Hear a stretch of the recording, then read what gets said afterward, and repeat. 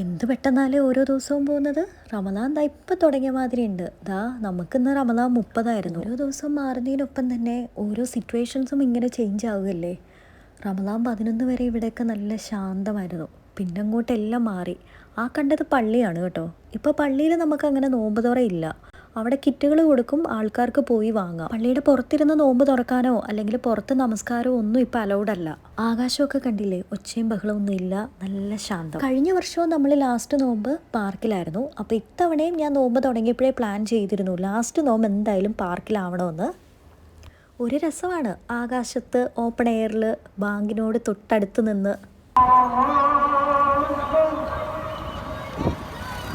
അങ്ങനെ ഇക്കൊല്ലത്തെ അവസാനത്തെ നോമ്പും കഴിഞ്ഞു. ഇനിയിപ്പോൾ ഇൻഷാല്ലാ അടുത്ത വർഷം എന്താ എങ്ങനെ ആരൊക്കെ അള്ളാഹ്ക്കറിയാം അല്ലേ. അപ്പോൾ ഇൻഷാല്ലാ. അപ്പോൾ എല്ലാവർക്കും എൻ്റെ ഈദ് മുബാറക്ക്.